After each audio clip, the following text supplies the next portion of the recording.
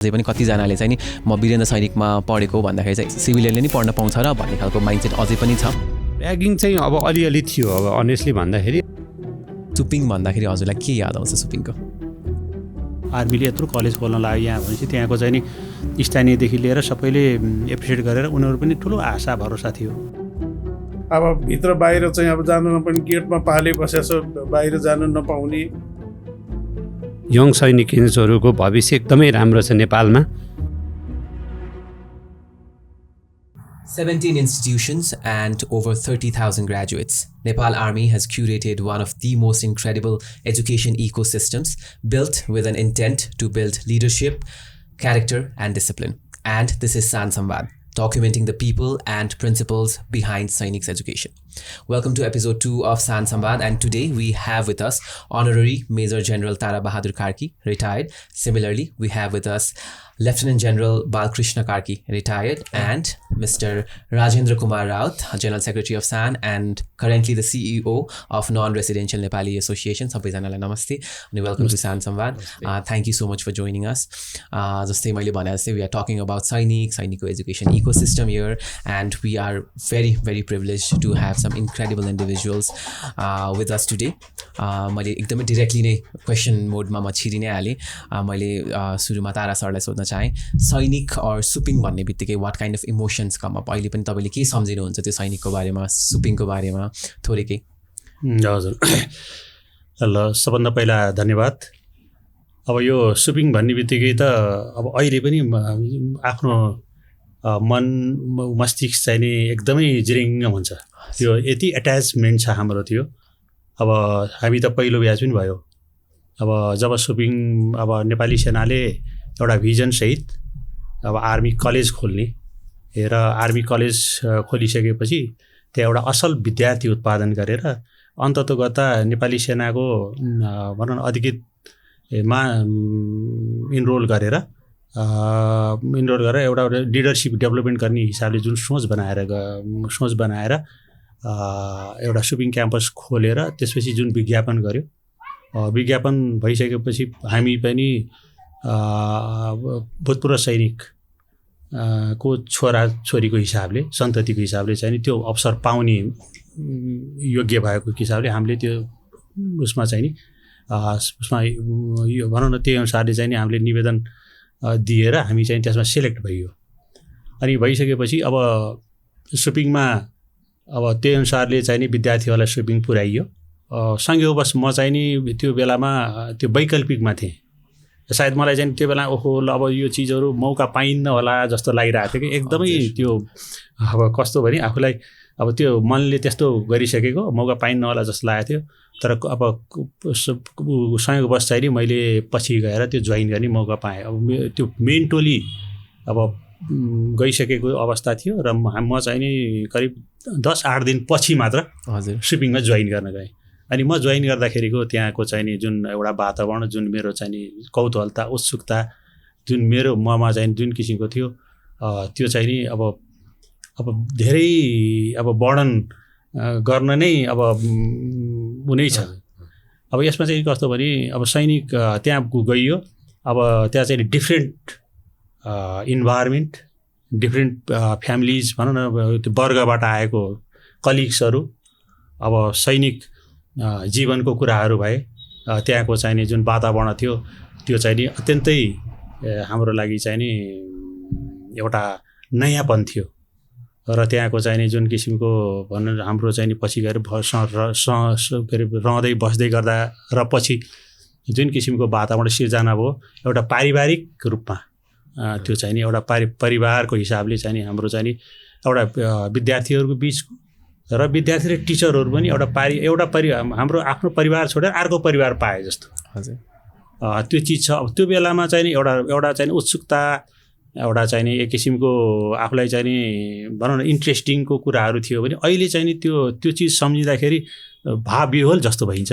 कता मन चाहिँ नि असाध्यै टच हुन्छ हजुर। अनि त्यो भइसकेपछि सुरुमा चाहिँ नि जुन किसिमको हामी त्यहाँ गइसकेपछि अब भिन्न परिवार, भिन्न वर्ग, भिन्नबाट आएको हिसाबले केही असहज भए तापनि पछि यस्तो एट्याचमेन्ट भयो कि अब नङ्ग्रा मासु जस्तो भयो। त्यो हिसाबले गर्दाखेरि अब बिर्सनै नसकिने क्षण भन्छु म चाहिँ। हजुर 48 एनुअल डे हामीले मनाउँछौँ अहिले सैनिकमा, वीरेन्द्र सैनिक आवासीय महाविद्यालय सल्लाहकारी भक्तपुरमा। अनि म पनि भेरी रिसेन्टली नै पास आउट भएको, तर अहिले पनि त्यो सल्लाहकारीको बाटोबाट मात्रै जानु पऱ्यो भने आई स्टिल फिल अट्याच्ड। एकदमै बाइक कुदाइरहेको छु भने पनि स्लो डाउन देयर, बिकज त्यो वाल्समा, त्यो गेट्समा, त्यो rooms and everything gives us so much of memories होइन। सो त्यो त फर्स्ट ब्याचदेखि नै आएको रहेछ भन्ने कुरा त एकदमै यहाँ क्लियर नै भयो। मैले सेम क्वेसन हाम्रो बालकृष्ण सरलाई पनि सोध्न चाहेँ, सुपिङ भन्दाखेरि हजुरलाई के याद आउँछ सुपिङको?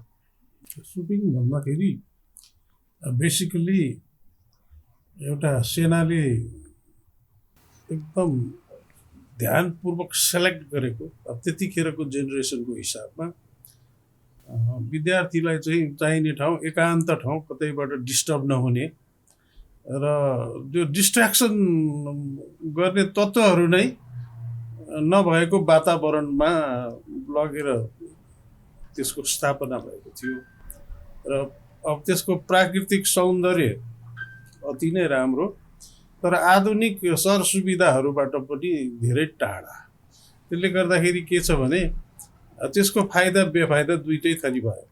एक थरी के भयो, अब पढाइ मात्रै गर्ने भनेपछि अब त्यो कलेज पढ्ने विद्यार्थीहरूलाई चाहिने त्यो रिफरेन्स मटेरियलहरू, त्यसको एडिसनल मटेरियलहरू, प्लस चाहिँ त्यसको लागि हुनुपर्ने विद्यार्थी आफ्नै सर्कलकोमा मात्रै बसेर पढ्ने भन्दा अरू भिन्न सर्कलकोसँग पनि अन्तर्क्रिया गरेर छलफल गर्ने, त्योभन्दा ठुलो लाइब्रेरी अथवा आफ्नो चाहिँ जसको एक्सेस छ उनीहरूले अलि राम्रो एक्सेसमा गएर त्यो क्वालिटी प्रोडक्ट एजुकेसनको चाहिँ त्यो क्वालिटी प्रोडक्ट निक्लिन पनि सक्थ्यो होला, तर त्यहाँ चाहिँ सम्भव थिएन।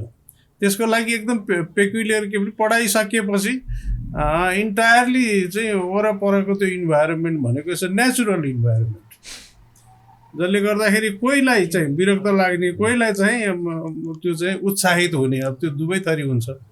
अब आफूलाई एकदम पढ्न मन लाग्ने रहेछ भनेर किताब बोकेर जङ्गलतिर बसे पनि भयो, उता फुल फुलेको ठाउँ गए पनि भयो, तल खोलातिर गए पनि भयो, त्यो खोलामा गएर पढ्ने पनि भयो होइन। र त्यो टाइम पास गर्ने चाहिँ जुन अतिरिक्त समय चाहिँ धेरै हुन्छ नि, हाम्रो चाहिँ औपचारिक कक्षाहरूभन्दा अनौपचारिक समय धेरै हुने भएको हुनाले त्यसको लागि म्यानेज गर्न पछि भइसकेपछि त अब मानिसहरूको मानसिकता पनि चेन्ज भयो होला नि विथ द जेनेरेसन। पहिला चाहिँ त्यही कुरा नै ठुलो कुरा थियो, किनभने काठमाडौँबाट धेरै त्यो दुर्गमै ठाउँ हो त्यो। जम्मा बिहान एकचोटि हेटौडाको लागि मोटर छुटेपछि त्यो पनि ट्रक थियो, ट्रकको चाहिँ दुईतिर बेन्च राखेको, कोही माथि एङ्गलमा चढेका छन्, कोही हुडमा चढेका छन्, कोही के गरेछन्, त्यो तल सिटमा पनि कोही बस्ने थिएन। बिहान 7 बजे एकचोटि छुटेपछि अब त्यही नै ट्रक चाहिँ आउँथ्यो हेटौडाबाट बेलुका 7 बजे, 5 बजे छुट्थ्यो।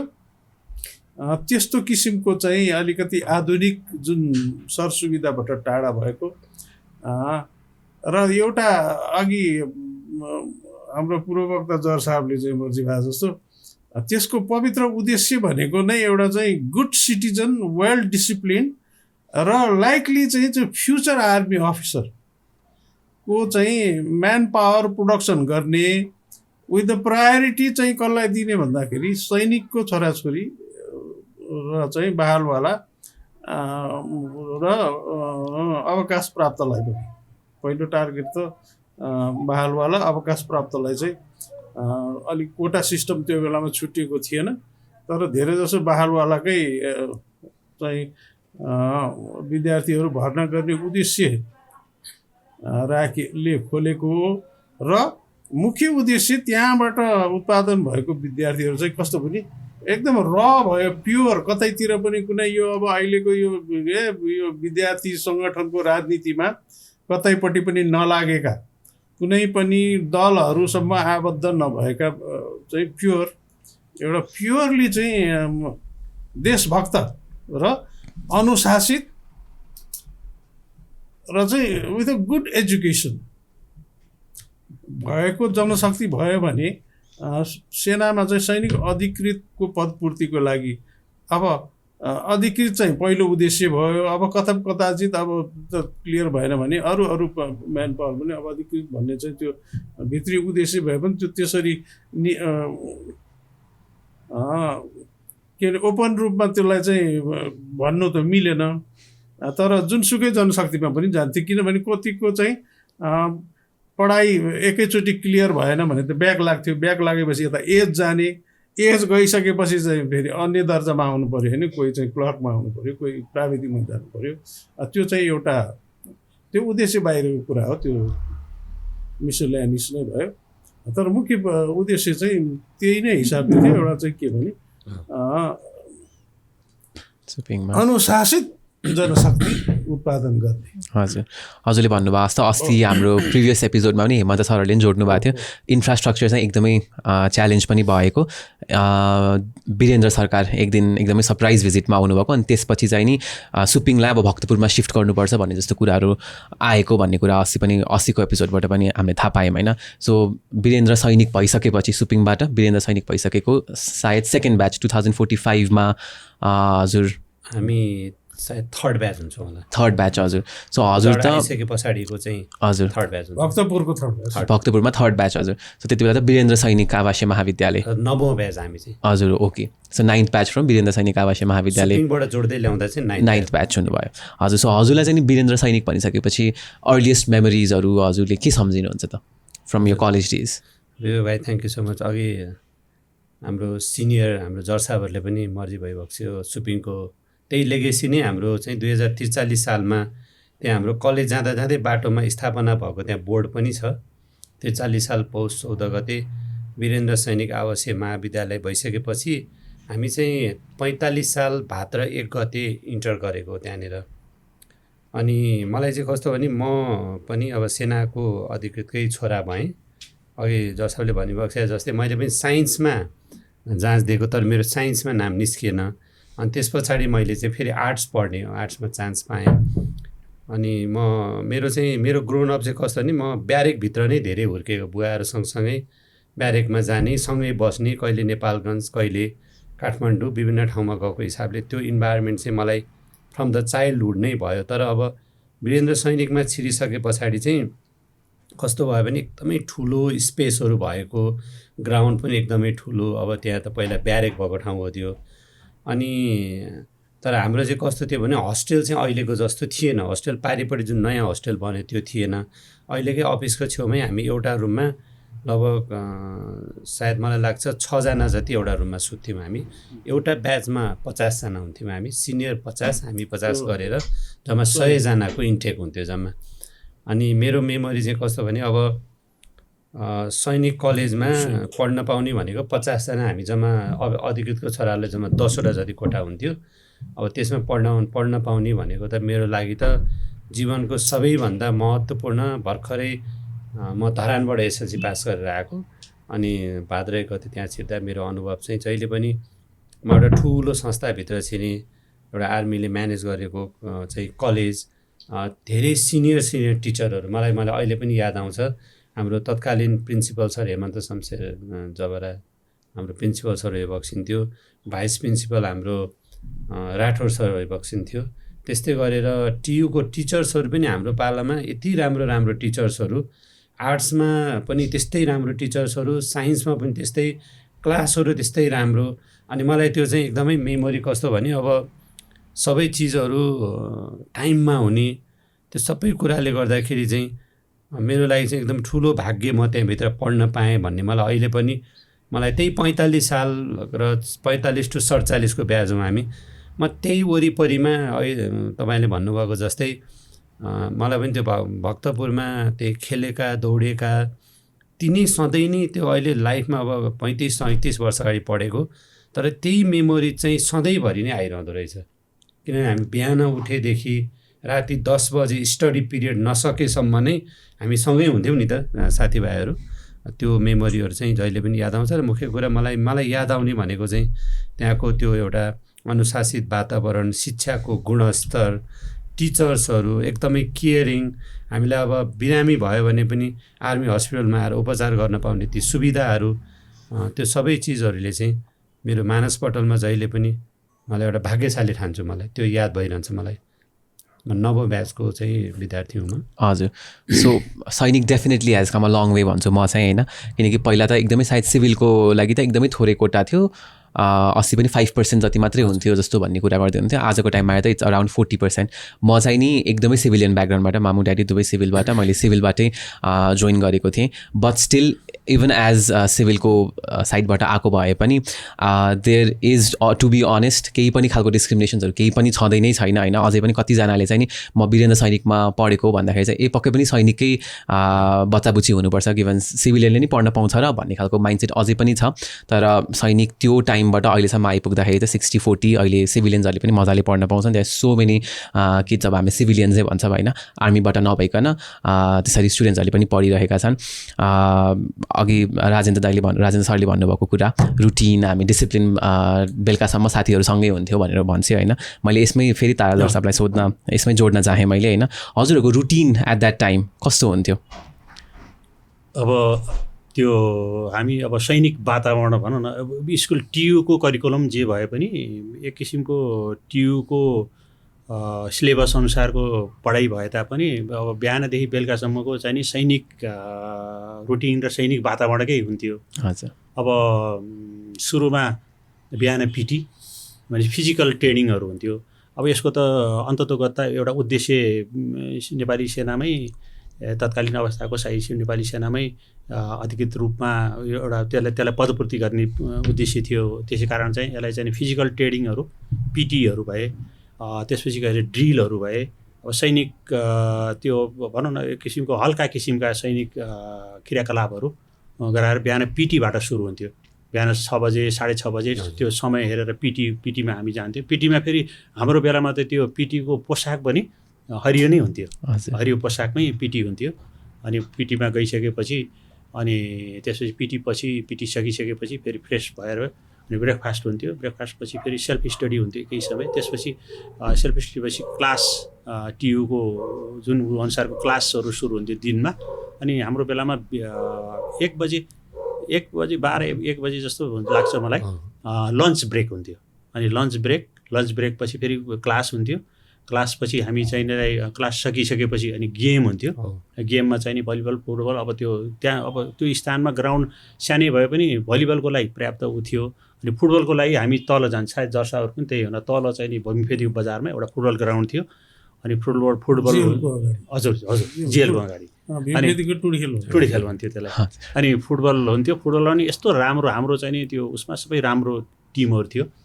अनि त्यसपछि गेम सकिसकेपछि हामी चाहिँ नि अनि त्यसपछि बेलुकाको चाहिँ नि रोल कल हुन्थ्यो। भनेपछि एउटा सैनिकी पारामै जागा थियो त्यो। रोल कल हुन्थ्यो। रोल कल पछि त्यहाँ अब त्यो रोल कलमा चाहिँ सबै कुराहरू के हो कसो सबै भनौँ न मान्छेको अब सबैको व्यक्तिगत समस्यादेखि भोलिको चाहिँ नि कार्यक्रमहरू त्यहाँ अब त्यही खटिएको इन्स्ट्रक्टरहरूले चाहिँ नि बताउने। रोल कल पछि चाहिँ नि अनि खाना खाने बेलुकाको डिनरको कुरा डिनर हुन्थ्यो। त्यसपछि गएपछि अनि सेल्फ स्टडी हुन्थ्यो। अनि 10 बजे पछि फेरि अब त्यही सैनिकको अब हामी चाहिँ लाइट अफै गर्थ्यौँ। 10 बजेपछि फेरि भनौँ न त्यो किसिमको रुटिन चाहिँ त्यसरी हुन्थ्यो। हजुर। अनि त्यसको अलावा चाहिँ नि अब हामी सैनिकी भएर कहिले चाहिँ नि क्याम्पिङ, हाइकिङ, अब त्यो चाहिँ नि त्यहाँको चाहिँ नि भनौँ न वातावरणलाई त्यस्तै किसिमको, किनभने त्यो अब अघि कुरा आएको थियो नि, अब त्यहाँ त्यत्रो ठाउँमा किन त्यत्रो चाहिँ आइसोलेट ठाउँमा लगेर सेनाले चाहिँ नि भनौँ न एउटा विद्यालय जस्तो कुराहरू किन त्यहाँ चाहिँ त्यो अलिकति त्यो अनकन्ट्रारी देखिन्थ्यो। त्यो दुईवटा पक्ष भयो नि त त्यसमा। एउटा चाहिँ नि पढ्नको लागि इन्भाइरोमेन्ट चाहिँ नि एक किसिमको भनौँ न शान्त वातावरण सबै कुराहरू थियो। र तत्कालीन अवस्थामा अब सेनाले अब एउटा विद्यालय खोल्ने सोच राख्यो। त्यसको लागि चाहिँ नि इन्फ्रास्ट्रक्चर र कन्स्ट्रक्सनको लागि पनि त त्यो प्रशस्त खर्च गर्नुपर्ने अवस्था थियो। त्यो आइडियल अवस्थामा रहेको चिजलाई त्यसलाई उपयोग पनि गर्यो। र त्यो चिजले गर्दा एकातिर पढ्ने जुन वातावरणको लागि त्यो ठिक थियो भने अर्कोतिर अलिकति कम्युनिकेसन अरू चिजले चाहिँ अलिकति एकान्त हो कि भन्ने जस्तो किसिमको थियो। तर चाहिँ त्यहाँ चाहिँ सबै पक्षले हेर्दाखेरि सबै इन्जोय नै गर्थ्यो र रुटिन चाहिँ त्यो अनुसारले थियो एउटा। अनि टियुको करिकुलम त्यो फेरि अब लाइब्रेरीको टाइम पनि हुन्थ्यो। अब जसले अघि भने जस्तै लाइब्रेरीको लागि अब त्यहाँ चाहिँ नि उनी थियो भने यस्तो राम्रो लाइब्रेरी थियो हाम्रो बेलामा होइन, सायद पछि पनि त्यही होला। त्यो अक्सफोर्ड ऊदेखि लिएर सबै थियो, लाइब्रेरीको लागि पनि हामीलाई समय दिन्थ्यो। भन्दाखेरि एउटा चाहिँ नि कस्तो सेट रुटिन र एउटा व्यवस्थित तरिकाले विद्यार्थीलाई चाहिँ नि आफ्नो चाहिँ नि जुन दैनिकी एउटा चाहिँ नि सैनिकको पाराले पनि गएको थियो भने एउटा टियुको इन्स्टिट्युट पाराले गएको। हजुर, यही प्रसङ्गमा मैले बालकृष्ण सरलाई भनौँ न, एउटा नर्मल स्टुडेन्टलाई बाहिर त अब हामी यति स्ट्रिक्ट रुटिनमा बसिरहेको हुँदैनौँ, सो सुपिङमा गइसकेपछि इमिडिएटली चाहिँ नि त्यो रुटिनमा ढल्नको लागि अरू त्यो रुटिन फलो गर्नु पऱ्यो, त्यो कतिको गाह्रो थियो त्यो ट्रान्जिसन एज अ स्टुडेन्ट? वास्तवमा अब त्यो गाह्रो सजिलो भन्दा पनि अब आर्मीको कलेजमा पढ्न जाने भनेपछि मेन्टल्ली प्रिपेयरै भइरहेको हुन्छ। प्लस त्यो बच्चा बच्चीहरू पनि आर्मीकै फ्यामिली भएको हुनाले गर्दाखेरि हजुर त्यो एउटा सेमी आर्मी त घरमै भइसक्यो हुन्छ नि। अब त्यो कुरा सुन्दाखेरि नै त्यो मान्छे चाहिँ मेन्टल्ली प्रिपेयर भएर गएको हुन्छ। अनि त्यहाँ जानुभन्दा अगाडि त्यो आर्मीको गाडीमा चढाएर लगेर जङ्गै असबखानामा त्यो डाङ्ग्री बुट यो मोजा एउटा रिक्रुटलाई चाहिँ जे इस्यु हुन्छ त्यही अनुसारको सामान त्यहाँ दिँदाखेरि नै कस्तो दङ्ग पर्ने क्या। एकदम बाक्सामा सामान हाल्यो होइन, त्यो त्यो किट ब्याग किट ब्यागहरू दिएछ। अब त्यो यहाँ हाल्ने उहाँ हाल्ने भने अब कोहीलाई त राम्रोसँग पट्याउन पनि आउँछ, सुन्न त सुने हो तर आफूले त गरेको छैन। हजुर, अनि त्यो एउटा अब फेरि उही चाहिँ त्यो समकालीन चाहिँ विद्यार्थीहरू त भयो, एउटै उमेर समूहको भएपछि चाहिँ बहुत रमाइलो, बडा रमाइलो गर्दै जाने। त्यहाँ गइसकेपछि अब सिटी बजाएर सामेल गर्छ होइन। अब भित्र बाहिर चाहिँ अब जानु पनि गेटमा पाले बसेछ, बाहिर जान नपाउने भन्दाखेरि हो यो त गजब रहेछ भनेर चाहिँ त्यो नेचुरल्ली नै त्यो मान्छेले एक्सेप्ट गर्छ क्या, within the range of acceptance आउँछ त्यो। त्यो बेलामा त त्यो उमेर अनुसारको रमाइलो। अहिले पनि हामी त्यो एकदम आइसोलेटेड रहेछ, त्यो रिसोर्सेसहरू चाहिँ डिप्राइभ रहेछ भनेर यो पछि आएको सोच हो। त्यहीमै पुग्दाखेरि त एबन्डन्ट त्यो बिग लाइब्रेरी होइन, खेल्नु जाने पनि खेल्न जाने, घुम्न जाने पनि घुम्न जाने होइन, त्यो सबै छ। प्लस अब हामीहरूको पालामा चाहिँ के थियो भने अब 1/3 पोर्सन चाहिँ हामीले एकाडेमिक एक्टिभिटी हुन्थ्यो भने 2/3 चाहिँ आर्मीको रुटिनै हुन्थ्यो होइन। अब भोलि परेडमा जाने, लुगा आइरन गर्ने, धुने होइन, त्यसलाई चाहिँ त्यो बेलामा फेरि आरोट पकाएर लाउनु पर्ने, भान्सामा गएर आरोट ल्याएर त्यसपछि त्यो गोलको चाहिँ आइरन होइन। अब हरेक दिन टलक्क चाहिँ युनिफर्म अनि बुट टल्काउने होइन। त्यो बेलामा काली ब्रस सबै लगाएर अब आफै स्वावलम्बी भयो नि त होइन मान्छेहरू। अब आफै लुगा धुने होइन, त्यो युनिफर्महरू धुने गऱ्यो। त्यो धोबीलाई दियो भने चाहिँ अब तुरुन्तै ल्याउँदैन, अनि कतिपय त अब भोलि नै लाउनु पर्ने, पर्सि नै लाउनु पर्ने, झटझट गर्ने कुराहरू चाहिँ त्यो गर्नुपर्ने हुन्थ्यो। धोबी पनि थियो त्यो आइरन गरिदिने, तर धोबीले आइरन गरेर त अर्को हप्ता ल्याउँछ। आज लग्यो भने शुक्रबार अझ 2 दिन 3 दिन पछि ल्याउँछ, तर भोलि परेडमा जानुपर्ने कुराहरू अब त्यो त आर्मीको हो। त्यसपछि उस्तादहरू एकदम पछि लागेर यो यसरी आइरन गर्ने गर्ने सिकाउँछ त्यहाँ। अनि त्यो बेलामा बिटी ट्राउजर भन्ने हुन्थ्यो, त्यो भुत्ला भएको होइन, ओर्न पर्ने ट्राउजर, अनि त्यसलाई चाहिँ पानी लगाएर ओछ्यानमा थिच्नु पर्ने होइन, मन्डी सन्डी इस्यु हुने। प्योरली त्यो एउटा आर्मीले सैनिक तालिममा चाहिँ सैन्यले चाहिँ 9 महिनामा सैन्य पास गर्थ्यो। त्यहाँ कलेजमा चाहिँ त्यही सैन्यको चाहिँ सिलेबस चाहिँ त्यो चाहिँ 2 वर्ष चल्थ्यो बसुन्जेलसम्म। पिटी टेबल भन्ने हुन्थ्यो एकदम होइन, त्यो पिटी खेल्ने, पिटीमा सामेल हुने अनि रिपोर्ट गर्ने, रिपोर्ट दिने। त्यसपछि अनि अब पहिला सामूहिक चाहिँ फल इन हुनुपर्ने होइन मास्टर। त्यो फल इन भएपछि अब उस्तादहरू चाहिँ सब आफ्नो चाहिँ ग्रुपमा चाहिँ बहालवाला हवलदारहरू हुन्थ्यो, नायक होइन। वरिपरि बसेका उस्तादहरू त्यहाँ गर्ने, ड्रिल खेलाउने गुरुजीहरू, पिटी खेलाउने गुरुजी, त्यसपछि जिम्नास्टिकका गुरुजी, खेलकुदका गुरुजी, त्यसपछि अब्स्ट्याकलका गुरुजी, विभिन्न किसिमकोहरू हुन्थ्यो। सामूहिक एफोर्ट थियो आर्मीको पनि। त्यहाँ त बालवाला आर्मी नै बस्ने। अब त्यहाँको सञ्चालन अधिकृत अहिले पनि सेनाको पदाधिकारी नै हुने भएको हुनाले गर्दाखेरि त्यो मैले हिसाबमा हेर्दाखेरि हाम्रो पालामा चाहिँ 2/3 सैनिक गतिविधि हुन्थ्यो भने 1/3 मात्रै के हुन्थ्यो सिलेबस पढाइ हुन्थ्यो। किनभने 10 बजे अनिवार्य बत्ती निभाउनु भनेको त पढ्ने बेला भनेको त मान्छेले एकदम डेडिकेटेड मान्छेहरू त 2-3 बजेसम्म पढ्छन् होइन, 3-4 बजेसम्म पढ्छन्, 10 बजे 11 बजे उठ्छन् होइन, बाहिर भयो भने। त्यो त्यस्तोमा चाहिँ होइन भने सबैको हजुर तपाईँको एकनास भएपछि त्यो कुनै गुन्जाइस पनि नहुने, कसैको चाहिँ त्यो गुनासो पनि नहुने, किनभने अब सबैलाई एकनास भयो नि त। अनि त्यो उमेरमा चाहिने भनेकै एकनास रहेछ। यो पछि हुँदाखेरि चाहिँ अब हामीले पछि त्यसलाई चाहिँ हामीले आफ्नो जीवनको अनुभवले चाहिँ के बतायो भने कोही मान्छेलाई 2 घन्टा पढ्दाखेरि आउँछ, कोही मान्छेलाई त्यही कुरा 4 घन्टा पढ्नुपर्छ, कोहीलाई 8 घन्टा पढ्नुपर्छ, कोहीलाई 8 घन्टा पढिसकेपछि पनि त्यो चाहिँ यो होइन। 8 घन्टा पढेर त आयो तर उसले आफ्नै हिसाबले तैँले त यो पो बुझेको रहेछस्, यो त यो हो नि भनेर अर्कोले नभनिकन नबुझ्ने त्यो विभिन्न किसिमको चाहिँ के हुन्छ मेन्टल क्यापासिटी भएको स्टुडेन्टहरू हुन्छ। तर हामीले त्यहाँ त के गर्यौँ, स्याट मुख काट्या जस्तो होइन, युनिफर्मिटी भयो, होमोजिनिटी भयो सबै ठाउँमा। त्यो चाहिँ अब यो मेन्टल कुरामा आयो। फिजिकलमा पनि त्यही हो। फिजिकल पनि कोहीलाई 10 चोटि गर्दाखेरि बल्ल बल्ल आउँछ होइन, 2 दिन 3 दिनसम्म पनि त्यो चाहिँ एउटा डोरी चढ्न नसक्ने होइन, खाल्डो नाग्नलाई महिनौँ लाग्ने मान्छेहरू पनि दौडे गयो साइडबाट गरेर डरायो होइन। त्यो चाहिँ भएको हुँदैन। त्यस्तो किसिमको क्षमता फरक हुने भन्ने अहिले थाहा भयो। त्यतिखेर त त्यो रमाइलो नै थियो। त्यो भएको सीमित स्रोत साधनबाट मान्छेहरू रमाएकै थियो, खुसी नै थियो, पढ्ने पनि राम्रैसँग पढिरहेको थियो। त्यही हिसाबको स्तर हुन्थ्यो पढाइको पनि। अहिलेको जस्तो यो जिपिएसमा चाहिँ कम्पिटिसन गर्ने हालतको पढाइ चाहिँ हुन्थेन।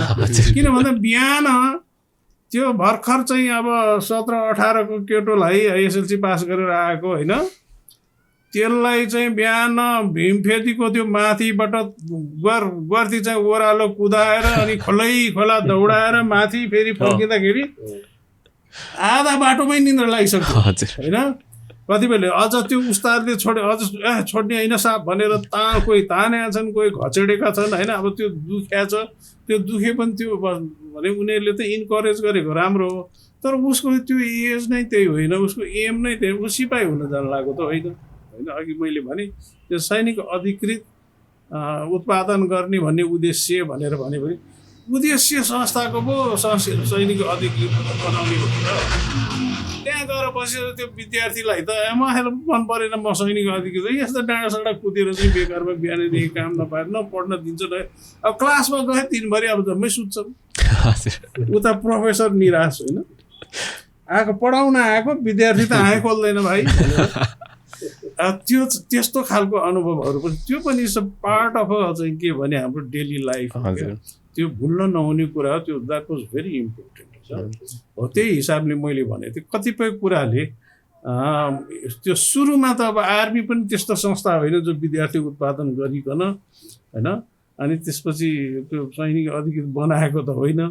हामी 3rd ब्याचमा आउँदाखेरि त्यो हालत थियो भने 1st ब्याचको के हालत होला भनेर म सोच्थेँ त्यतिखेर। आई क्यान वेल इमेजिन के, किनभने त्यहाँ त जहिले पनि त्यो अब प्रोफेसरहरूको भन्दा त्यो उस्तादको बोली बिग्थ्यो कि विद्यार्थीहरूमा उनीहरूको त्यो मेन्टालिटी। हजुर। सो यो चाहिँ नि वीरेन्द्र सैनिकमा आइसकेपछि पनि यस्तै रुटिन्सहरू हो कि के चेन्ज भयो त राजेन्द्र सर? रुटिन लगभग सबै नै त्यही नै हो। बिहान उठेदेखि हाम्रो अब पिटी यो सबै रोल कलहरू यो सबै नै त्यही नै हो। तर एउटा चाहिँ के भयो भने अलिकति लाइब्रेरी अझै एक्सपान्ड भएपछि यतापट्टि आइसके पछाडि जस्तो इन्फ्रास्ट्रक्चरहरू पनि राम्रै भयो, अनि लाइब्रेरी कार्डहरू प्रयोग गर्न पाइने, अनि जस्तो रेफरेन्स डकुमेन्ट बुक्सहरू पनि अझ बढी भएको लाइब्रेरी एकदमै राम्रो थियो। हाम्रो त्यो अहिलेको अफिस भएको राइट साइडमा एउटा नयाँ भवन थियो, त्यहाँनिर लाइब्रेरी पनि सुरु भयो। अनि हाम्रो चाहिँ लाइट अफ नै हो, तर राति चाहिँ अब पछि हाम्रो पालामा चाहिँ एउटा राम्रो के भयो भने हाम्रो ब्याचले चाहिँ कलेजको पारिपट्टिको पहिलो भवन जुन नयाँ भन्यो त्यो उद्घाटन गर्ने ब्याच हामी भयौँ। अनि एउटा रुममा 2 जना बस्न पाउने भयो, अनि सानो टेबल ल्याम्प हुन्थ्यो, अनि त्यो टेबल ल्याम्पमा चाहिँ पढ्न पाइन्थ्यो। राति 10, 11, 12 बजेसम्म भयो भने आफूले पढ्न पाउने। त्यो हुँदाखेरि डिस्टर्ब पनि भएन। अनि सेकेन्ड इयरमा गएर चाहिँ त्यो उद्घाटन गर्न पायौँ हामीले। रोल कलहरू त्यो नै हुन्थ्यो। रोल कल अघि पूर्व वक्ता जर्साबाट पनि मर्जी भएको थियो। हाम्रोमा एउटा राम्रो के भने बेलुका रोल कल हुने, त्यो आफ्नो रेस्पोन्सिबिलिटी सेयर गर्ने, भोलिको लागि प्लान गर्ने। त्यहाँ चाहिँ अब जस्तो क्याम्पस क्याप्टेन, हाउस क्याप्टेनहरू हुने, अनि त्यो रोल कल पछि मात्रै अनि डिनर खान जान पाइन्थ्यो। अरू कुराहरू त्यही नै। अनि गेम्समा पनि एउटा दुईवटा कुरा मैले जोड्न मात्रै खोजेँ। बिहानको पिटी र गेम्समा चाहिँ विदाउट रिजन कोठामा बस्न पाइँदैन थियो। जस्तो म कहिलेकाहीँ खुट्टा दुख्यो भनेर बहाना बनाउनु पनि भयो, कहिलेकाहीँ निन्द्रा लाग्थ्यो नि राति, त्यस्तो चाहिँ कहिलेकाहीँ हुन्थ्यो। तर आएर चेक हुन्थ्यो साँच्चै हो कि मेडिकलले गरेर चेक गर्नु। अनि बेलुका गेम्समा पनि विदाउट रिजन चाहिँ गएर म पढ्छु भन्न पाइन्थ्यो। गेममा चाहिँ त्यो ग्राउन्डमा जाने, खेल्ने, त्यो हाम्रोमा नि त्यही नै थियो हाम्रोमा पनि। हजुर। अनि त्यसले गर्दा त्यो अघि निन्द्रा चाहिँ लाग्थ्यो क्लासमा एकदमै। हामी पनि अब हाम्रो पालामा गएर चाहिँ त्यो एउटा चेन्ज के थियो भने त्यो जुन हामीले त्यो डाङ्ग्री भन्थ्यौँ आर्मीको शब्दमा, त्यो हरियो कपडा लाउनु पर्दैन थियो, बुट लाउनु पर्दैन थियो। तर मलाई चाहिँ के भने मेरो दाइ पनि सुपिङमै पढेको हुनाले त्यो कुरा चाहिँ मेरो दिमागमा चाहिँ के थियो भने हामीले पनि त्यही लाउने होला कि भनेको। तर हाम्रो पालामा पछि ट्र्याक सुटमा गर्ने गर्यो। पछि हजुरको त्यो ट्र्याक सुटहरू नै थियो, ट्र्याक सुट दिएको थियो। अनि कलर हाउसहरू हुन्थ्यो, जस्तो रेड, ब्लू, ग्रिन, येलो, हजुर हाउसहरू हुन्थ्यो। अनि त्यो हुन्थ्यो र हामी समूहमा बाँडिएर कामहरू गर्थ्यौँ। अलमोस्ट हाम्रो एकदमै राम्रो थियो। जस्तो बिहान ब्रेकफास्ट हुने, बेलुका चाहिँ अब जस्तो अब हाम्रो लन्च भयो, त्यस पछाडि खाजा पनि एउटा सामान्य खाजाहरू बेलुका डिनर हुने, खाना पनि त्यही अनुसारले व्यवस्था गरिएको थियो।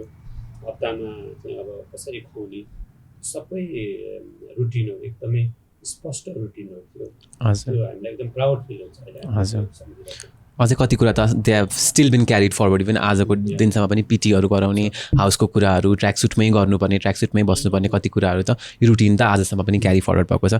यही रुटिन अनि डिसिप्लिन भन्ने बित्तिकै नर्मली सैनिकमा पढायो भनिसकेपछि ओहो यहाँ त एकदमै बेसी नै डिसिप्लिन हुन्छ होला, एकदमै धेरै स्ट्रिक्ट छ होला है भन्ने खालको माइन्डसेट अझै पनि छ। यसमै चाहिँ मैले हाम्रो बालकृष्ण सरलाई चाहिँ त्यति बेलाको टाइममा डिसिप्लिन इन्फोर्स गर्ने भनिसकेपछि के कस्तो खालको कुराहरू चाहिँ आजको टाइममा काउन्सिलिङ गराउने भन्ने हुन्छ, त्यस्तो डिसिप्लिन भन्दा पनि काउन्सिलिङमा स्टुडेन्ट्सहरूलाई चाहिँ रमाउनुपर्छ भन्ने खालको माइन्डसेट आइसकेको छ भनौँ। इभन सैनिक स्कुलमा पनि काउन्सिलिङ रुमहरू काउन्सिलर्सहरू नै हुनुहुन्छ, डेडिकेटेड काउन्सिलर्सहरू हुनुहुन्छ। सो त्यति बेलाको टाइममा चाहिँ डिसिप्लिन अर स्ट्रिक्ट भनेको के थियो त? स्ट्रिक्ट भनेको अब यो रेस्ट्रिक्सन अफ प्रिभिलेज भनेको चाहिँ अब आरोपी पायो भने अब अरू साथीभाइहरू बिदाको दिन चाहिँ गेट पास लिएर बाहिर जान पाउँथ्यो। अब त्यो सजाय पाउनेले जान पाउँथेन होइन। त्यसलाई चाहिँ अब घर जानलाई बिदा भयो भने बिदा रोकिदिने होइन। त्यसपछि त्यो पिरियडिकल चाहिँ घन्टै जाने भन्थ्यो त्यतिखेर। त्यो पिरियडिकल चाहिँ आउटिङ हुन्थ्यो, यसो बजार सजार घुम्न जाने अथवा आफूलाई चाहिएको आवश्यक चिजहरू किनमेल गर्न जाँदा त्यो आवश्यकता देखाएर त्यो दिने भयो भने त्यो अनडिसिप्लिनले चाहिँ पाउने थिएन। त्यसलाई सजाय पनि हुन्थ्यो एकदम चाहिँ ढुङ्गा बोकाउने होइन, प्याक ड्रिल मुढा बोकाएर चाहिँ उ गर्ने। त्यो पुरा त्यो सेनाको सैनिकले जे सजाय पाउँछ त्यही खालको सजाय चाहिँ त्यहाँ चाहिँ हुन्थ्यो। घुँडे मार्च लगाउने भनेको छ होइन, त्यो भारी बोकाएर कुदाउने, मान्छे बोकाएर कुदाउनेदेखि लिएर सबै हुन्थ्यो त्यो। अनि अब जुन फिजिकल पनिसमेन्टको पनि व्यवस्था थियो त्यो चाहिँ आर्मीको साइडबाट गर्थ्यो। त्यो अब त्यो त व्यक्ति विशेषमा भर पर्ने कुरा हो, त्यो तालिम अधिकृतले भर पर्ने हो उसको के निर्देशनमा चाहिँ। अनि त्यो अब त्यो जुनियर स्टाफहरूले त बिचरा उनलाई के थाहा हुन्छ र उनीहरूले त पल्टनमा जे देखेको त्यो सिपाहीलाई जे सजाय दिने होइन त्यही नै सजाय विद्यार्थीलाई पनि दिन्थ्यो। अनि त्यो हामी त सिपाही त होइन नि, हामी त विद्यार्थी हो भन्ने मान्छे हो। मैले अघि भने नि त्यहाँ गइसकेपछि पनि मान्छेहरूलाई ल आर्मी भने त यही त रहेछ नि, के का सेकेन्ड लकडाउन हो नि, के गर्ने भएको म बेकारको म त जाँदिनँ भनेर 2-4जना मान्छेहरू, धेरै जसो चाहिँ यहाँ सिभिलबाट आउने मान्छेहरूको चाहिँ त्यो पहिलो दोस्रो हप्तामै विरक्ति सुरु हुन्थ्यो। त्यो ड्रप आउट हुनेदेखि लिएर सबै हुन्थ्यो होइन। त्यो भनेर त्यसलाई मात्रै हामीले चाहिँ सेपरेसनमा त्यसलाई छुट्टै लिन मिल्दैन, लिन हुँदैन पनि। तर मोरलेस त्यस्तो मेन्टल चाहिँ अब त्यो टिन एजको बेलामा अब जो मान्छे चाहिँ दुर्गमबाट अलि दूरदराजबाट आएको मान्छेहरू जसलाई चाहिँ त्यो कमर्सियल चाहिँ एक्सपोजर नभइसकेको मान्छेहरू होइन, अब त्यो हाई लाइफको एक्सपोजर भनौँ अथवा फ्री लाइफ इन्जोय गरिसकेको मान्छेलाई त त्यहाँ गएपछि त त्यो त बन्धन भएको जस्तो पनि सोच्ने भयो नि। एज अ ह्युमन बिङ त्यो त नेचुरली भइहाल्ने होइन। हामीले इन्स्टिट्युसनल्ली चाहिँ उसले चाहिँ मोर इन्जोय गरोस्, त्यो सेपरेसनमा चाहिँ भनौँ आइसोलेसनलाई इन्जोय गरोस् प्लस चाहिँ बेनिफिट पनि लियोस् कि उसले अरू चाहिँ अनावश्यक चाहिँ डिस्ट्र्याक्सन नहोस् होइन, पढाइमा मात्रै कन्सन्ट्रेट गरेर क्वालिटी एजुकेसन पाओस् भन्ने उद्देश्य चाहिँ हामी इन्स्टिट्युसनल हिसाबले राख्ने भयौँ होइन पोलिसी मेकरहरूले। तर इम्प्लिमेन्टेसनको लेभलमा गइसकेपछि अब त्यो अलिकति बदमासी भन्ने त्यो उमेरको एज नै हुन्छ, तर अब त्यसलाई चाहिँ अब त्यो उस्तादहरूले कोही मान्छेलाई टार्गेट गरेर एउटैलाई चाहिँ सधैँ पनिसमेन्ट दिइरहने एकै नासो त्यस्तो त्यो करेक्टिभ भन्दा पनि प्युनिटिभ जस्तो लाग्छ क्या त्यतिखेर। त्यो किसिमको चाहिँ एनालाइज चाहिँ राम्रोसँग नगरेको भएको कारणले गर्दाखेरि पछि त्यो बिस्तारै त्यो रियलाइजेसन भयो। त्यो भएपछि अब त्यो लोकेसन पनि ठिक लागेन होइन, त्यही भित्रै पछि त्यो त इभोल्युसन हो। अनि त्यो it evolve with the time कि मान्छेहरूले रियलाइज गरेपछि द्याट्स वाइ त्यो यहाँ के अरे भक्तपुरमा लिएर आउनु परेको यो लोकेसन पनि ठिक भएन भनेर।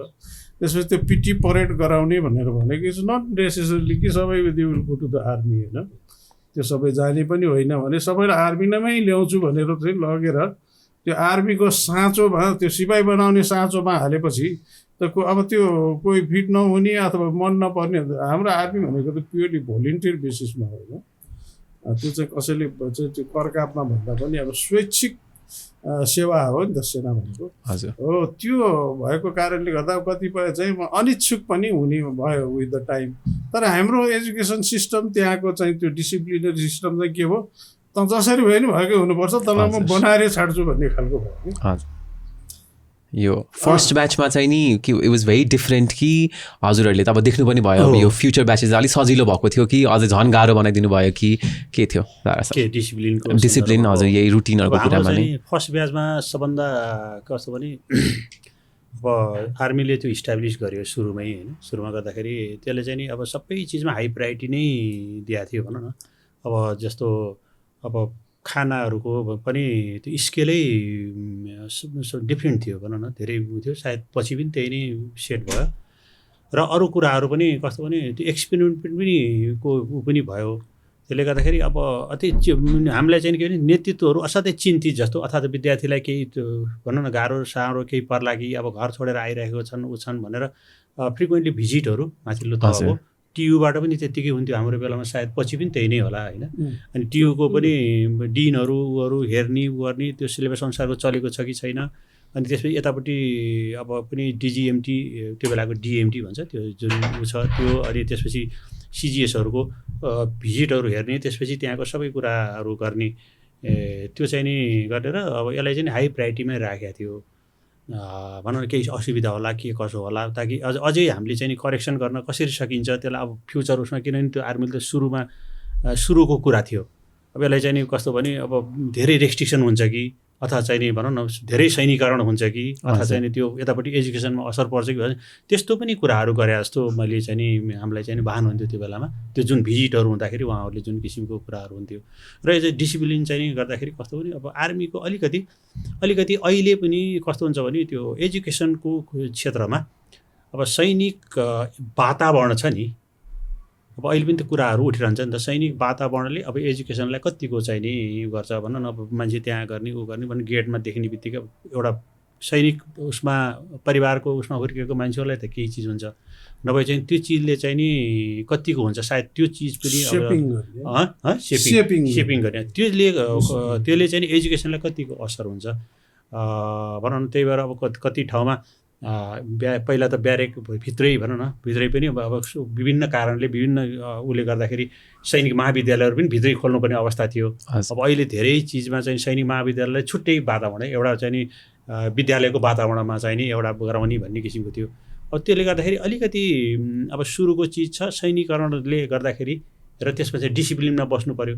सैनिकको चाहिँ ऊ अनुसारले भनौँ न रुटिन अनुसारको कामहरू गर्नु पऱ्यो। अब जस्तो अघि जस्ताहरूले भने जस्तै अब भनौँ न त्यसलाई चाहिँ अब दण्ड सजायको कुराहरू हुन्छन्।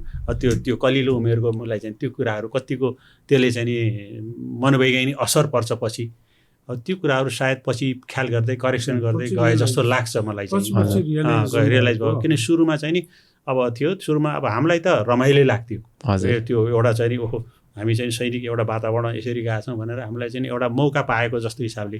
तर त्यो चिजले चाहिँ नि दीर्घकालीन असरहरू सायद त्यसलाई चाहिँ नि त्यो एक्सपर्टहरूले त्यसलाई चाहिँ नि एनालाइसिस गरे पनि होला। र अब सैनिकी वातावरणभन्दा पनि एउटा चाहिँ नि विद्यालयको इन्भाइरोमेन्टलाई चाहिँ नि अझै भनौँ न धेरै प्रतिशत त्यसलाई नै गर्न अझै राम्रो हुन्छ कि। र डिसिप्लिनको हिसाबले त हाम्रोमा पनि डिसिप्लिन त हामीले चाहिँ नि कायम गर्नै पर्थ्यो। हजुर हाम्रो दोस्रो तेस्रो सायद अब सबै त्यही नै होला। पछि गएर अलिकति त्यो केही खुलापन पनि हुनु लिबरल पछि हजुरको टाइमसम्म आइपुग्दा भनौँ न 9th ब्याच हुनुजेलसम्म के कस्तो खालको इभोल्युसन्सहरू भयो त यही डिसिप्लिनकै कुरामा? हाम्रो पनि अब डिसिप्लिन भन्ने कुरा चाहिँ कस्तो, म चाहिँ यो अलिक बहुआयामिक चिज हो भन्ने जस्तो लाग्छ मलाई। अब विद्यार्थीमा नि भर पर्ने कुरा भयो, प्लस त्यहाँको चाहिँ नीति नियमसँग भर पर्ने कुराहरू पनि भयो। अघि हाम्रो फर्स्ट ब्याच थर्ड ब्याच हुँदै हामी 9th ब्याचमा आउँदाखेरि कतिपय कुरा इभल्भ हुँदै त आयो। तर पनि अब त्यो बेलाको अलिकति नेपालको शिक्षा पद्धतिसँग पनि जोडेर हेर्नुपर्छ होला जस्तो लाग्छ। किनभने अब प्राइभेट स्कुल्सहरू एकदमै कम थियो। हामीले पढ्दाखेरि काठमाडौँमै पनि एकदमै कम बोर्डिङ स्कुल्सहरू प्राइभेट स्कुल्सहरू, अनि गभर्मेन्ट स्कुलहरू नै बढी नै थियो त्यो बेलामा। अब हामीले त्यो बेलामा अब केही जस्तो अब भनौँ न सानोतिनो कुरा गरियो भने अब यो काउन्सिलिङ गर्नुपर्छ भन्ने कुरा पनि एकदमै धेरै पछि आयो। अलि बढी अब काउन्सिलिङको कन्सेप्टहरू नै एकदमै कम थियो। अब जस्तो हामीले अब त्यो उमेरै कस्तो रहेछ भने सकेसम्म अलिअलि केही गल्ती गरौँ जस्तो लाग्ने, बाहिर निस्क्यौँ, भित्रबाट एकछिन बाहिर मोमो खाना जान पाए पनि हुन्थ्यो भने जस्तो पनि लाग्ने। त्यो क्रस गरेर जाँदा गल्ती भइहाल्यो भने अलिकति फिजिकल पनिसमेन्टहरू नै हुन्थ्यो। तर त्यो रमाइलो लाग्थ्यो, सुरुमा चाहिँ अनौठो लाग्थ्यो। तर सानोतिनो कुराहरू हामीलाई त्यस्तो फिल चाहिँ हुँदै थियो। तर अघि सरले भन्नुभएको छ जस्तै सरहरूले त्यो बेला चाहिँ अझै बढी उसलाई सम्झाएर बुझाएर गर्न पाएको भए अझ बढी बेटर हुन्थ्यो कि हामी त्यही त्यो इन्भाइरोमेन्ट त्यो वातावरणभित्र चाहिँ अन्य कुराहरू पनि इनपुट दिन सकेको भएदेखि चाहिँ अझ राम्रो हुन्थ्यो कि भन्ने जस्तो पनि लाग्छ। डिसिप्लिन मेन्टेन गराउने कुरामा चाहिँ मैले अलिकति जोड्छु।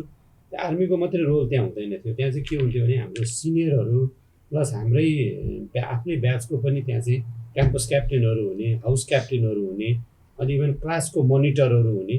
जस्तो क्लास क्याप्टेन भन्ने पनि हुन्थ्यो, क्लासको पनि एउटा क्याप्टेनहरू, त्यो चाहिँ सर्टेन उसको लागि चाहिँ पछि आएको थियो। तर बढी चाहिँ हाउस क्याप्टेनहरू हुने, अनि हामी हाउस क्याप्टेनसँग रेस्पोन्सिबल हुने, क्याम्पस ओभरअल क्याम्पस क्याप्टेन हुने। जस्तो बाहिर आउटिङ गरेर आएर मानौँ म आज 4 बजीभित्र कलेज छिर्छु भनेपछि 15-20 मिनट मात्रै ढिलो भयो भने पनि त्यहाँ चाहिँ म त भोलि पनिस हुन्छु भनेपछि म ठ्याक्क टाइममा छिर्नुपर्ने। त्यसका प्रोज एन्ड कन्स आफ्नै ठाउँमा छन्। तर केही कुरा गल्ती गऱ्यो भने चाहिँ अलिक बढी चाहिँ फिजिकलपट्टि चाहिँ थियो नै। तर कहिलेकाहीँ चाहिँ अब अफिसमा लगेर सम्झाउने र त्यहाँको होस्टेल वार्डेनको पनि एकदम ठुलो चाहिँ भूमिका हुन्थ्यो त्यो बेलामा हामी हुँदाखेरि। अब सानोतिनो कुराहरू होस्टेलमा अझ बढी त होस्टेलको वार्डेन सरहरूले नै बढी हेर्नुपर्ने हुन्थ्यो। अनि होस्टेलको कुरालाई लगेर चाहिँ वार्डेन सरहरूले त्यहाँ लाने अनि हामीलाई सम्झाउने पनि हुन्थ्यो। सम्झाउने भनेको चाहिँ मैले अलिअलि त काउन्सिलिङ जस्तो पनि बुझ्छु। अलिकति सिफ्ट चाहिँ थियो हजुर केही हदसम्म। सो हजुरले भन्नुभयो होस्टेल वार्डन क्याप्टेन अनि अलट अफ अदर स्टाफ्स होइन। सो अस्तिको एपिसोडमा कुरा गर्दाखेरि पनि आर्मीमा चाहिँ नि सिनियर्सहरूलाई एकदमै धेरै मान्ने, जुनियरले सिनियरलाई मान्ने र सिनियरले जुनियरलाई ग्रुम गर्ने, गाइड गर्ने, यो इन्सेन्सेस एकदमै धेरै मानिन्छ होइन। सो अब हजुर त फर्स्ट ब्याचै हुनुभयो, सो हजुरको पनि डेफिनेटली सेकेन्ड ब्याच थर्ड ब्याचलाई ग्रुमिङहरूमा गाइड गर्नेमा चाहिँ नि धेरै ठुलो रोल थियो होला। सो जुनियर्सहरू आइसकेपछि कस्तो खालको चेन्जेसहरू अरू हजुरहरूले कसरी हेल्प गर्नुभयो, गिभन द्याट इभन आजको टाइममा 48 इयर्स कम्प्लिट भइसक्दाखेरि पनि आज पनि जुनियर्सहरूले सिनियर्सलाई एकदमै धेरै मान्ने गर्छन् होइन। सो त्यो त पक्कै पनि फाउन्डेसनबाटै आएको कुरा भयो होइन। सो त्यति बेलाको टाइममा अलिकति कन्टेक्स्ट के थियो त? हजुर अब यस्तो छ, अब हामी त पहिलो ब्याच भयौँ, हामीले सिनियर भोग्नु परेन। हजुर हामी चाहिँ नि जति जम्मा भयौँ पहिलो ब्याचको, अब हामी चाहिँ नि अब त्यही कति भने 80% र 20% थियो कि त्यो 80% चाहिँ नि सैनिकको सन्ततिहरू हजुर अब त्यसमा त अब छोरीहरू थिएन छोराहरू मात्रै हो अनि 80% भनेपछि त्यो बेलामा 50 को कोटा थियो 50 मा 40 सैनिकको तर्फबाट अनि 10 चाहिँ नि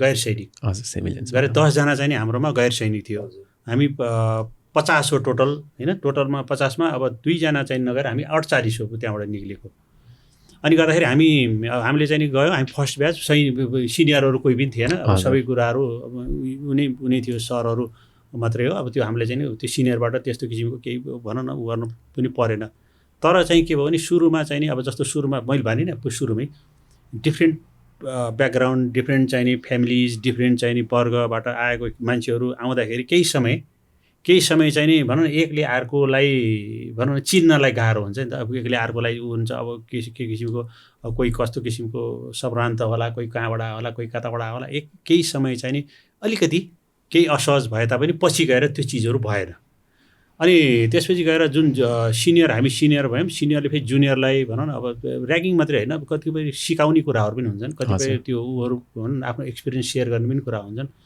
त हामीले फेरि जुनियर पनि हामीले गरेनौँ हाम्रो ब्याज परेन हाम्रो ब्याज अनि सकियो अनि ग्याप भयो अलिकति ए हजुर हजुर ओके अनि सेकेन्ड ब्याज जाँदाखेरि हामी निक्लिसकेका थियौँ हजुर अनि निक्लिसकेका थियौँ सेकेन्ड र थर्डको के भयो मलाई थाहा भेट भयो सेकेन्ड र थर्डको अनि हामीले चाहिँ नि सिनियरबाट पनि भएन जुनियर हामीले चाहिँ नि गर्नु परेन हजुर अनि हामी चाहिँ नि भनौँ एउटा चाहिँ नि एउटै ब्याजको हिसाबले एज अ फ्यामिली बस्नुभयो हजुरको लागि चाहिँ नि सिनियर्सहरूले के कस्तो रोल्सहरू खेल्नुभयो गाइडेन्सको रूपमा अब त्यो डेफिनेटली त्यहाँ गइसकेपछि अब जब त्यो एउटा छुट्टै एउटा एन्टिटी भयो कलेज होइन त्यो होल एरियाकै भनेपछि अब त्यो ठाउँमा सिनियरहरूलाई त अब यही आर्मी इन्भाइरोमेन्टको हिसाबले नै जुनियरहरूलाई ग्रुम गर्नलाई त तोकिएकै मान्छेहरू हुन्थ्यो त्यो मान्छेहरूले तोकेको हुने भएको हुनाले गर्दाखेरि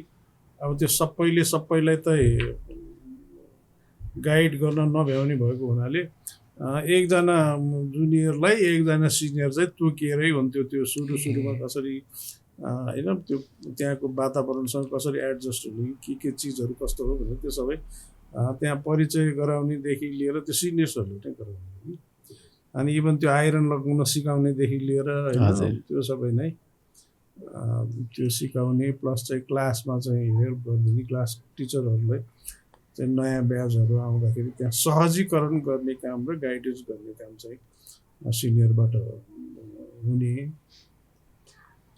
र चाहिँ फेरि कस्तो छ भने त्यो अब एक्ज्याक्टली आर्मी नभएको हुनाले गर्दा दाई भन्ने भएको हुनाले दाई भाइको रिलेसन हुने भयो हजुर जस्तो अब आर्मीमा भयो भने यो उस्ताद भन्नुपर्ने होइन त्यो त दाई भाइ भन्ने चाहिँ फेरि आर्मीमै गइसकेपछि विदिन द सर्भिस अहिले आजकल अलिअलि आएको छ नत्र पहिलादेखि छैन भनेर त्यो सिनियर भनेपछि त आर्मीमा चाहिँ अब एउटै ब्याजको भए पनि त्यो सिनियर जुनियर भन्ने हुन्छ त्यसले गर्दा अफिसियल्ली चाहिँ त्यति बिना इन्फर्मल रिलेसन भन्दा पनि मोरलेस अलिकति रेस्पेक्टफुल चाहिँ डिसिप्लिन हुन्छ क्या त्यहाँ त्यस्तो चाहिँ अलि नभएर विद्यार्थी त भएन होइन अनि मिल्ने भएर उतातिर गर्दा आइज भाइ भनेर भन्ने होइन त्यो चाहिँ इन्फर्मल चाहिँ त्यो रिलेसनहरू ग्रुम भएर त्यो सर्टेन एउटा इन्टिमेसी चाहिँ सर्टेन ग्रुपहरूसँग हुने भन्ने चाहिँ त्यो अनअफिसियल भयो अफिसियल्ली चाहिँ अब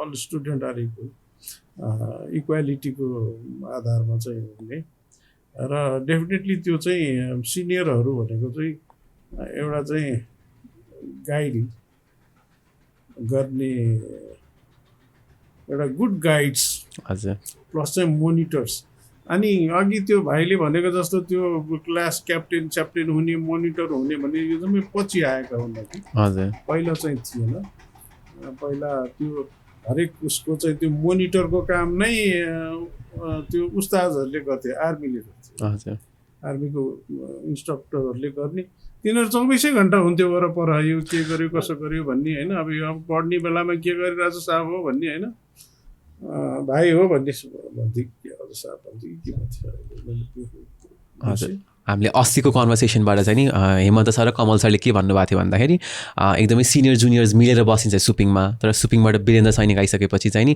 त्यो ऱ्यागिङको कल्चर पनि थोरै थोरै स्टार्ट भयो भनेर भन्नुभएको थियो। ऱ्यागिङको कल्चर थियो हजुर, भीमफेदीमा हुँदाखेरि भन्छ वीरेन्द्र सैनिकमा आइसकेपछि हजुरले फेस गर्नुभयो कि के थियो त्यति बेलाको सिचुएसन, एकदमै फर्स्ट ह्यान्ड एक्सपिरियन्स हजुरको?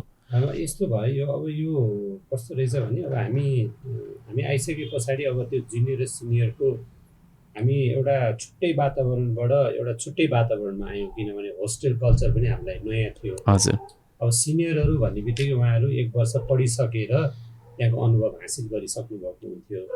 अनि अब हामीलाई सुरुमा जाँदाखेरि नै अब जस्तो अब हामीले अब सतर गोडापाठ कसरी गर्नेदेखि लिएर कसरी बोल्ने, अब मेरो नाम फलानु भन्दाखेरि म सिभिलमा हुँदा म अलिकति बिस्तारै भन्थेँ, मलाई त्यहाँ मैले नाम भन्दा पनि अलिकति जोसले भन्न सक्नुपर्ने भयो सुरुदेखिका। अलि मलाई कस्तो फिल हुन्छ भने अहिले सम्झिँदा अलिक मोटिभेसनल टाइपले सुरुमा ग्रुपमा आउने, ल भाइ तिमीहरूको नाम के हो भनेर चाहिँ सिनियरहरूलाई मेरो नाम फलानु, उहाँहरूको त्यो बोल्ने उनी एकदमै कन्फिडेन्ट हुँदै देखिनुहुन्छ हामीभन्दा, किनभने 1 वर्ष अगाडि पढिसक्नु भएको हुन्थ्यो।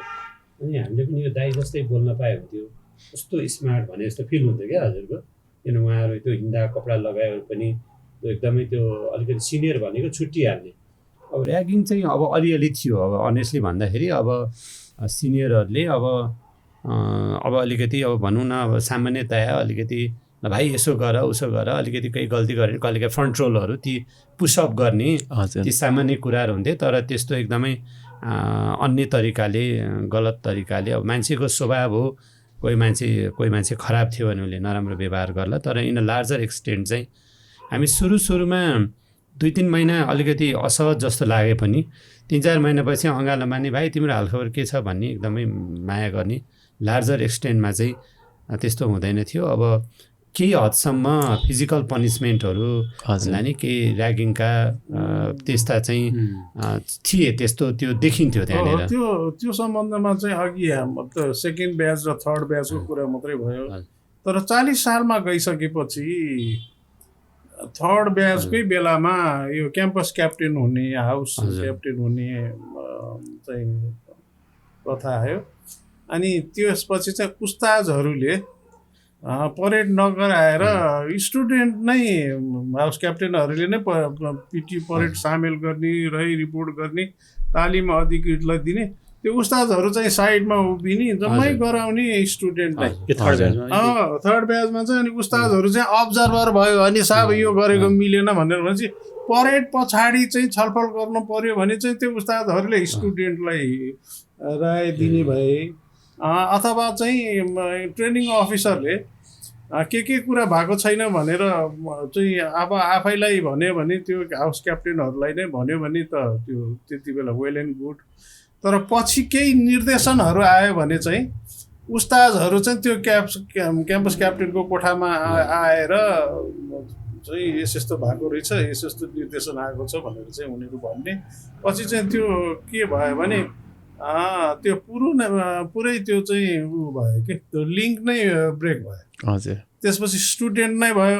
अब स्टुडेन्ट नै एज अ चाहिँ प्लटुन कमान्डर परेड पिटी खेलाउने भनेपछि अब त्यसले त ऱ्यागिङ गर्ने भयो नि। अब त्यहाँ भयो भने अब एकदम त्यो झुत्रे मुत्रे भएर आएको छ होइन, अब त्यो राम्रोसँग युनिफर्म पनि उसले आइरन गरेको छैन, बुट पनि त्यस्तो लगाएर आएछ भने त्यसले त बाहिर सामेल गरेर अब त्यसले चाहिँ अफिसियल्ली नै पनिसमेन्ट दिने जुन त्यो अधिकार आयो नि। हजुर, त्यो बेलादेखि चाहिँ अनि त्यो ऱ्यागिङ भने त्यो फर्स्ट ब्याचमा त्यो ऱ्यागिङ भन्ने भएन, त्यहाँ ऱ्यागिङ भन्ने चाहिँ भएन। तर त्यो पाउनु पर्ने पनिसमेन्ट तोक्ने होइन, अब कति दिन आउट रोक्ने भन्ने, अब कसलाई चाहिँ कति एक्स्ट्रा परेड गर्नुपर्ने भन्ने कुरा चाहिँ त्यहाँ अफिसियल्ली चाहिँ के भयो त अब टोटल्ली चाहिँ कसको हातमा आयो भन्दाखेरि त्यो हाउस विद्यार्थीकै हातमा गयो, विद्यार्थी नैकै हातमा आयो, विद्यार्थी कमान्डर जस्तो भयो त्यहाँनिर, विद्यार्थी कमान्डर भयो। अनि त्यो भएपछि त कमान्डरले चाहिँ गर्ने हुँदा पछि सबै कमान्डर भइदिएपछि अनि त्यो चाहिँ कमान्डर भएर पाउने, मैले चाहिँ किन नपाउने भन्ने किसिमको भयो होइन, भयो होला भन्छु है म पछि हजुरको। तर कस्तो भने त्यो चिजले चाहिँ हामीलाई पनि तर त्यो एउटा कम्पिटिसनको भावना थियो, ओहो यो क्याम्पस क्याप्टेन हाउस क्याप्टेनहरू त्यो पनि एकदम कम्पिटिसन जस्तो प्रिन्सिपल सरहरूकोमा गएर इन्टरभ्यू नै दिनुपर्ने त्यो त्यत्तिकै फेरि सेलेक्सन हुँदैन थियो हजुर तर त्यो हामीलाई अहिले त्यो शब्द ऱ्यागिङ भन्ने तापनि मलाई चाहिँ कस्तो अनुभव हुन्छ भने मैले अघि पनि भने हजुरको स्वभाव आफ्नो आफ्नो किसिमको भयो तर त्यो चिजले चाहिँ अब म पनि सेकेन्ड इयरमा जाँदा गए पछाडि चाहिँ आउनुभएको भाइहरू नै हुन्थ्यो हाम्रोभन्दा पछि चाहिँ बहिनीहरू पनि आउनुभयो भाइहरूलाई हामीले सिकाउने कहिलेकाहीँ अब ओस्ताजहरू नआउँदाखेरि चाहिँ दौडाउन पनि लिएर जान पाउने हामीले हजुर कोही अलिकति कमान्ड भएको अलि भनौँ लिडरसिप भएको मान्छेहरूले त्यहाँ पाउने विशेष गरेर हाउस क्याप्टेन पनि नभएको बेलामा लिएर जाने पिटी परेड खेलाउने सामेल गरेर लिएर जाने कुरामा पनि त्यो अधिकार चाहिँ बिस्तारै बिस्तारै विद्यार्थीमा आयो लिडरसिप अझ बढ्दै गयो त्यहाँनिर त्यो हिसाबले चाहिँ ऱ्यागिङ चाहिँ टु सम एक्सटेन्ट हो त्यसलाई हामीले गर्नै पर्छ व्यक्ति विशेषमा पनि व्यक्ति विशेषमा नि भर पर्ने कुरा अब सर्टेन अवधिसम्म सिकाउने कुराहरू त्यो तर कलेजले चाहिँ त्यो ऱ्यागिङ गर्नुपर्छ भनेर त कसैलाई भनेको त थिएन तर के थियो भने स्वभावैले कसैले अब व्यवहार त अब कसैले अब फरक दृष्टिकोणले प्रयोग गर्नुहुन्थ्यो कसैले त्यही चिजलाई गलत रूपले प्रयोग गर्नुहुन्थ्यो होला त्यो चिज चाहिँ थियो तर त्यो पनि केही समय कालखण्डपछि असाध्यै अट्याच भएर जाने बेलामा त रुन मन लाग्थ्यो अब त्यो सिनियरहरू छुट्टिने बेलामा अत्यन्त एउटा चाहिँ राम्रो सम्बन्धबाट छुट्टिने भयो हामीहरू हजुर अहिले पनि मेमोरीहरू आउँछ हस्टेल भनिसकेपछि त जुनसुकै ब्याचको सैनिकहरूलाई पनि हस्टेल लाइफ भनेर त सबसे मेमोरेबल भइ नै हाल्यो सो यही हस्टेल लाइफकै कुरा गर्दाखेरि मैले हाम्रो तारा सरलाई चाहिँ हजुरको कुनै इन्सिडेन्ट छ हस्टेल लाइफमा जुन एकदमै मेमोरेबल होइन मेबी कोही टिचरसँग होला हाइकिङहरूको केही मेमोरिज होला एकदमै फ्रेस अझै पनि मजाले क्लियरली याद आउने त्यस्तो केही इन्सिडेन्टहरू अब इन्सिडेन्ट त धेरै नै थिए होइन अब त्यही अनुसारले म एउटा चाहिँ नि अब यहाँ चाहिँ नि भनौँ न एउटा चाहिँ नि भन्दा सान्दर्भिक चाहिँ नि हिसाबले म एउटा गराउँछु अब हामी त पहिलो ब्याच हौँ होइन त्यहाँ गएपछि हामी गयौँ कलेज खोल्यो त्यहाँ अब त्यहाँ पहिला चाहिँ त्यो इन्फ्रास्ट्रक्चर त्यसै रहिराखेको थियो के थियो अब कलेज खोल्ने भएपछि त्यहाँ चाहिँ नि धेरै कुराहरू त्यहाँको लोकलहरूले पनि एकदमै एप्रिसिएट गरेको थियो कि ओहो आर्मीले यत्रो कलेज खोल्न लाग्यो यहाँ भनेपछि त्यहाँको चाहिँ नि स्थानीयदेखि लिएर सबैले एप्रिसिएट गरेर उनीहरू पनि ठुलो आशा भरोसा थियो त्यो गर्दाखेरि अब स्थानीय मान्छेहरूले पनि अब राम्रै तरिकाले यो सबै भनौँ न पोजिटिभली नै गरेको थियो किनभने उनीहरूको पनि त त्यहाँ डेभलपमेन्टको कुराहरू हुन्छ होइन आर्मीको चाहिँ मुभमेन्टहरू भइसकेपछि कलेज त्यत्रो कलेज खोल्ने भनेपछि मकवानपुरमै अब भीमफेदी जस्तो ठाउँमा आर्मीले कलेज खोल्यो भनेपछि त्यो थियो अब हेर्दाखेरि अब कति क्षणमा अब हामीहरू पहिलो गयो त्यहाँ अब विभिन्न मैले भने विभिन्न वर्ग क्षेत्र भनौँ गएको मान्छेहरू आफ्नो स्वभावको हुन्थे कोही अब कसैलाई अब भनौँ न अब त्यहाँ पढाएर अझै राम्रो बनाउने हिसाबले परिवारले पनि पठाएको हुनसक्छ कसैले एकदमै यो मैले अवसर पाएँ भन्ने होइन त्यो किसिमको विभिन्न किसिमको थियो हुँदाखेरि कतिपय कुराहरू हाम्रो स्थानीयसँग पनि अब कति कुराहरूमा अब कुनै व्यक्ति विशेषले गर्दाखेरि अब राम्रो पनि थियो होला कोही नराम्रो पनि थियो होला तर ओभरअल चाहिँ नि स्थानीयले चाहिँ नि हामीलाई असाध्यै सराहनीय नै र प्रशंसा नै गर्थ्यो हाम्रो पहिलो ब्याच एउटा इन्सिडेन्ट कस्तो भयो भने बजारमा एउटा त्यो बजार चाहिँ नि अब त्यहाँ भनौँ नेवार समुदाय अब अरू समुदायको भीमफेदीको बजार चाहिँ नि माथि चाहिँ अर्को समुदाय तलतिर एउटा समुदायको थियो घरहरू अलिअलि कम्प्याक्ट जोडिएर बसेको थियो कि एक रात चाहिँ नि त्यहाँ चाहिँ नि आगो लागियो एउटा घरमा आगो लागि भइसकेपछि अब त्यहाँ मान्छेहरू अतालिए आत्तिए उ गरे भनौँ न उ गरे अब दमकल बोलाउने यावत कुराहरू टाढा थियो अनि त्यो कुरो चाहिँ सूचना चाहिँ माथि चाहिँ नि आर्मीको भयो र विद्यार्थीहरूले सूचना पायो अनि विद्यार्थीहरूले सूचना पाइसकेपछि अब विद्यार्थीहरू चाहिँ नि ले झटपट भनौँ न सबै विद्यार्थीहरू भनौँ न उ गइसकेपछि सबै विद्यार्थीहरू त्यो आगो निभाउन भनेर अब एउटा चाहिँ सामाजिक कार्य पनि भयो अब हाम्रो दायित्व पनि हो भन्ने किसिमको भयो हुनाले अनि सबै विद्यार्थी गएर चाहिँ नि त्यो भनौँ न यदि त्यो आगो ननिभाए भए अरू घरमा आगो सर्थ्यो अनि त्यो कस्तो मजाले भनौँ न ट्रेन छ न के छ त्यस्तो गरेर त्यो घरहरूलाई चाहिँ आगो लागेको घरहरूलाई र अर्कोलाई सेपरेट गरेर यस्तो राम्रोसँग त्यो इन्सिडेन्टलाई ह्यान्डल गर्यो हजुर र जुन भनौँ क्षति भएको घर चाहिँ क्षति भयो अरू घरहरू चाहिँ बच्यो हजुर अनि असाध्यै त्यहाँको मान्छेहरूले चाहिँ नि खुब प्रशंसा गर्यो होइन विद्यार्थीले यत्रो उसले भनौँ सैनिकहरू कस्तो ऊ रहेछ स्किल भएको रहेछ कस्तो ऊ रहेछ कस्तो साहसी रहेछ भनेर गर्यो त्यसले चाहिँ धेरै राम्रो प्रभाव हो हजुर त्यसले चाहिँ नि एउटा विद्यार्थीको चाहिँ नि राम्रो इमेज बन्यो र अन्ततः त्यो त्यहाँ बसेर सैनिकमा होइन सैनिक स्कुल के अरे कलेज खोल्दाखेरिको ओहो यस्तो चाहिने चिजहरूमा हामीले सहयोग पायौँ भन्ने भयो। अन्ततको त नेपाली सेनाकै इमेजमा पनि राम्रो किसिमको असर पर्यो। त्यसले त्यो चाहिँ एकदमै राम्रो चाहिने पोजिटिभ ऊ जस्तो लाग्छ। त्यस्ता धेरै कार्यहरू गरेका छ त्यो बेलामा होइन, त्यो कुनै त्यस्तो किसिमको आपद विपद पर्दाखेरि गर्दाखेरि गरेका छ। त्यस्तै गरी कुनै कुराहरू फेरि अब त्यहाँसँग एउटा क्लास पनि भएका कुराहरू छन् हजुर होइन, क्लास पनि भएको छ, त्यो नगन्य नै हो। त्यो चाहिँ त्यस्तो किसिमको त्यो उमेरमा त्यो समूहमा त्यो भइ नै हाल्छ। तर त्यो इन्सिडेन्ट चाहिँ मलाई अहिले पनि ओहो त्यो बेलामा भनौँ ज्यानको जोखिम त्यत्रो ज्यानको ऊ गरेर त्यो विद्यार्थीहरूले त्यत्रो काम गरे। अब सबै हामी इन्भल्भ भइयो होइन, त्यो गरेर दौडेर गइयो, हामीसँग न साधन छ न केही छ, त्यस्तो चिज गरियो भनेर मलाई अहिले पनि त्यो चिजहरू याद आएको छ। स्टुडेन्ट लाइफमा त्यत्रो डिजास्टर त्यत्रो एक्सिडेन्टलाई नै हेल्प गर्न जानु भनेको त होइन। त्यो मान्छेहरू चाहिँ नि हामीप्रति चाहिँ जुन व्यवहार छ नि हजुर, अब त्यहाँ त विभिन्न थरीका हुन्छन्, कहिले अब अहिले पनि नराम्रो भन्लान् के भन्लान्, तर त्यो मान्छेहरूको त्यहाँको आम जनताले त्यहाँको बासिन्दाले ओहो यिनीहरूले धेरै ठुलो काम गर्यो भनेर हामीलाई चाहिँ नि प्रशंसा र सराहनीय गरेको थियो। हजुर, हजुरको केही इन्सिडेन्टहरू त्यस्तो रमाइलो इन्सिडेन्ट्सहरू अझसम्म हजुरले फ्रेसली सम्झिनु भएको? अब त्यो रमाइलो इन्सिडेन्टहरू त्यो झिना मसिना चाहिँ एउटा हरेक इभेन्ट चाहिँ जोडिँदा त्यो वर्षौँसम्म यति धेरै हुन्छ कि त्यो ठाउँै त्यस्तो छ। मैले भने नि अरू त्यो एक त आइसोलेटेड प्लेस भयो, प्लस चाहिँ यो अब एउटा